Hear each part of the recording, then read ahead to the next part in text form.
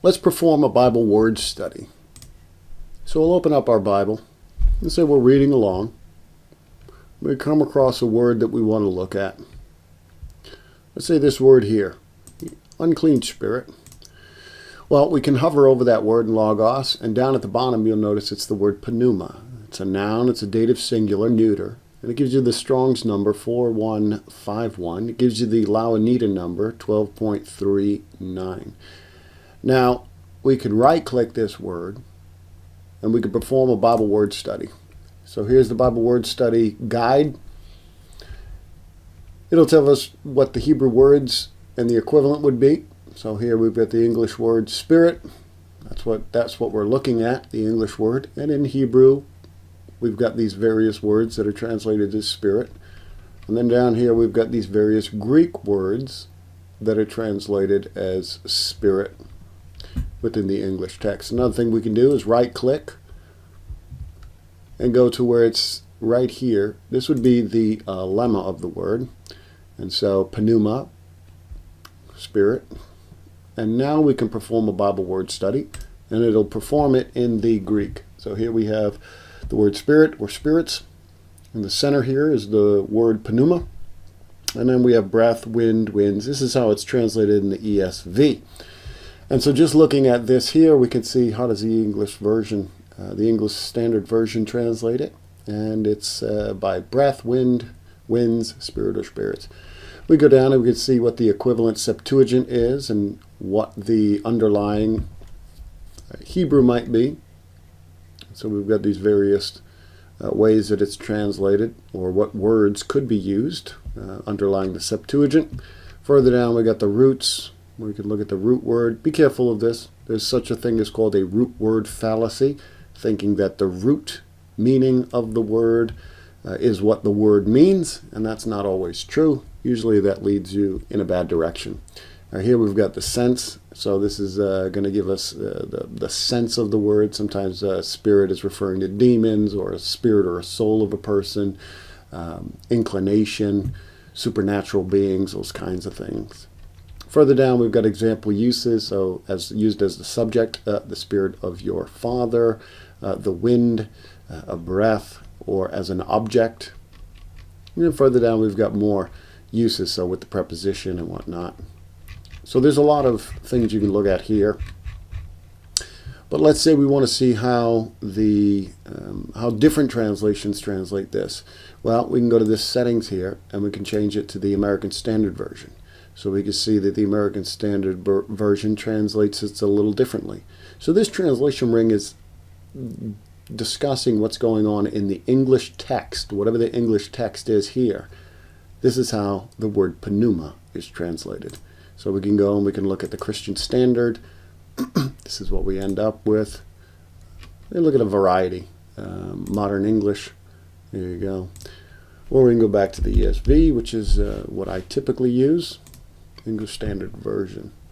So just from looking at this, we can get a preliminary understanding about this word. What's the range of meanings for this word? What possibly could this word mean? And if we click these rings, it'll give us a list of these words where it's translated spirit or spirits in the English Standard Version.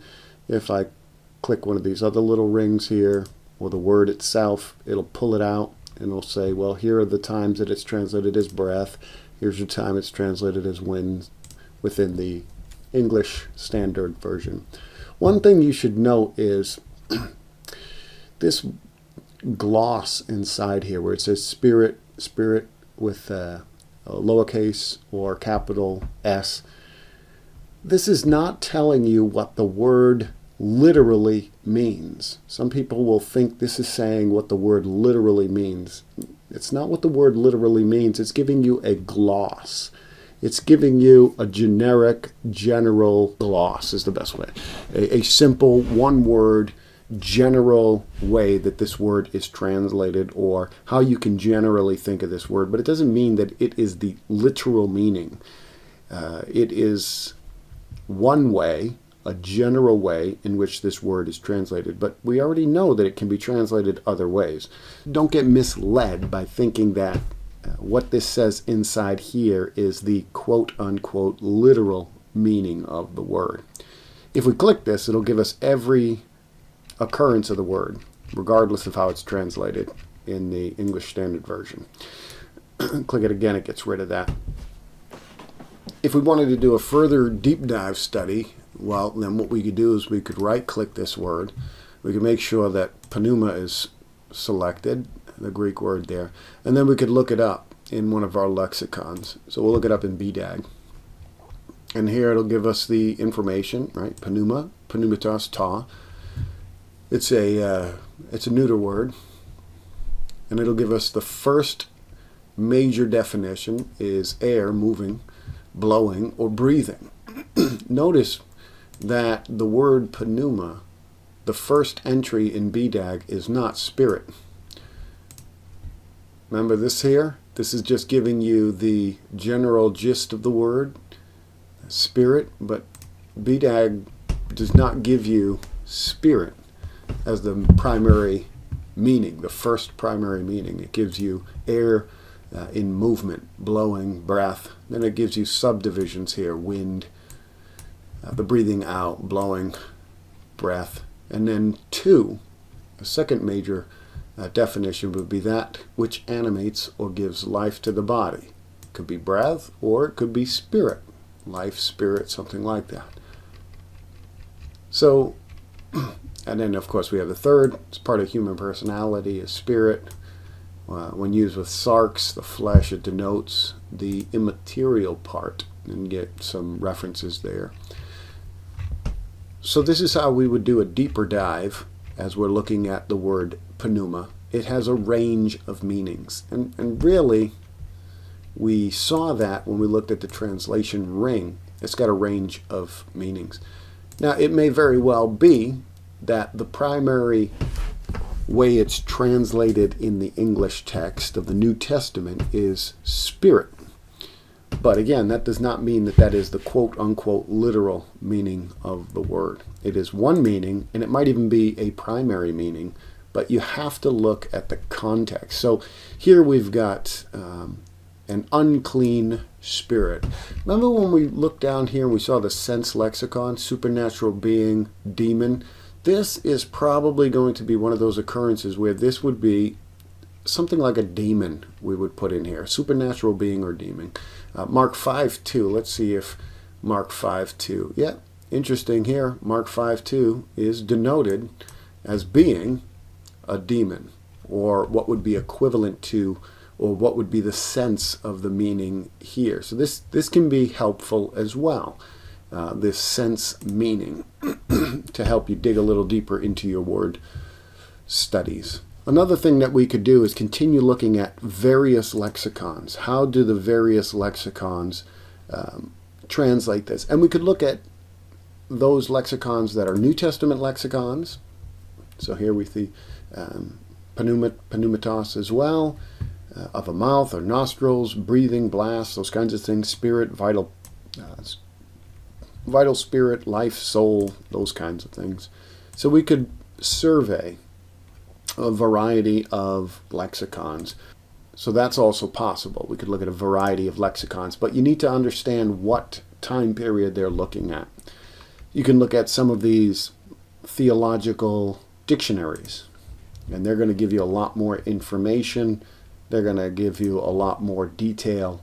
You can look at this exegetical dictionary, basic meaning and occurrences in the New Testament, general use, wind, human spirit, evil spirits, and other spirits, for God's spirit, all that. So you could look through these, and it'll give you more of articles, style, discussion of what the word means. And then, of course, you could always look up a commentary that deals with the original language. So maybe something like the handbook,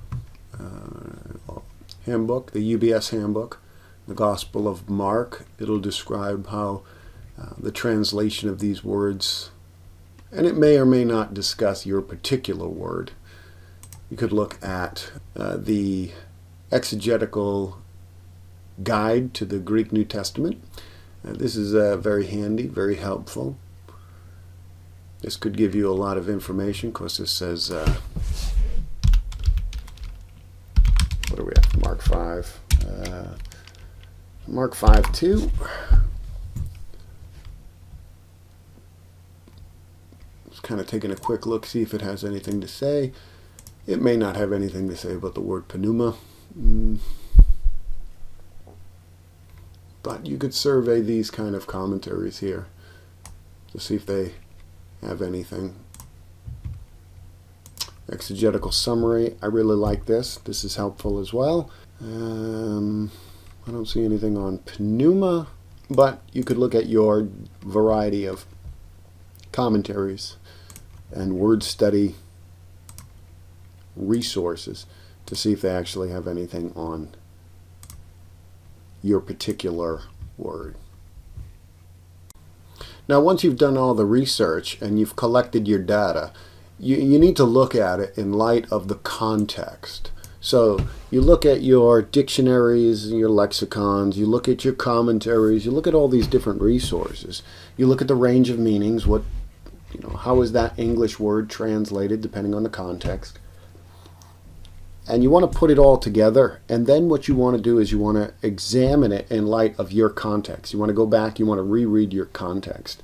Now, I picked this one. This was a simple context. I think it's simple anyways. We're talking about an unclean spirit. This would be something definitely akin to a demon, although there are some who would categorize demons and unclean spirits differently. That may be. You might need to do a deeper study on demons and unclean spirits and the like. But just for the moment, we'll say that this is a demon. The man there, he met him out of the tombs. He had an unclean spirit. We could look at what the other Gospels say about this unclean spirit. The man has demons, right? Well, we know it's demons because the other Gospels clue us in and use the word demon, right? There was 2 demon-possessed men. It's the same context. Here in Luke, it speaks about a demon, a man who had a demon. So sometimes looking at the other Gospels is going to help you define your words as well. So here clearly unclean spirit is synonymous for the word demon.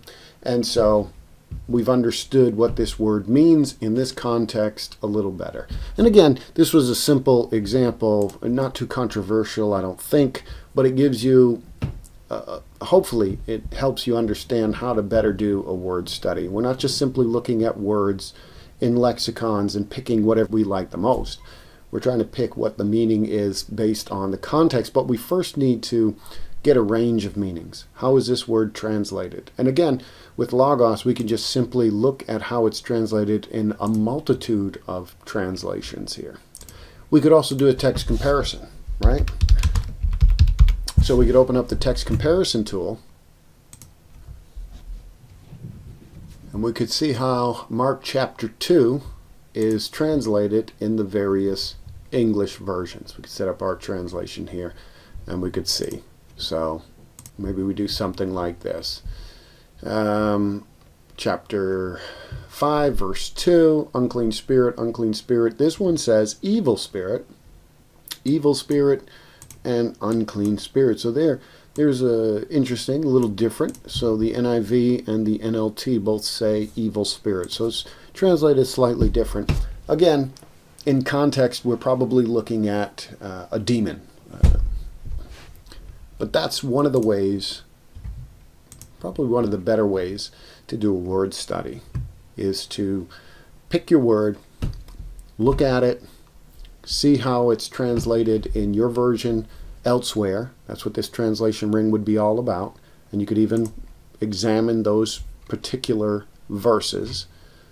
You can look at how it's translated in other English versions. You can look at the lexicons, right? You can open up your lexicon. Depending on how you have Logos set up, you could double click and it would open up that underlying Greek word, or you could right click, go to the lemma, do your Bible word study, passage guide. You look at other lexicons, how are they translating it, those kinds of things, and just make a list of it. You can open up a note file, put it in there. You can open a Word document and just kind of highlight and copy and paste and just add information and then look at it in context again. Summarize the information.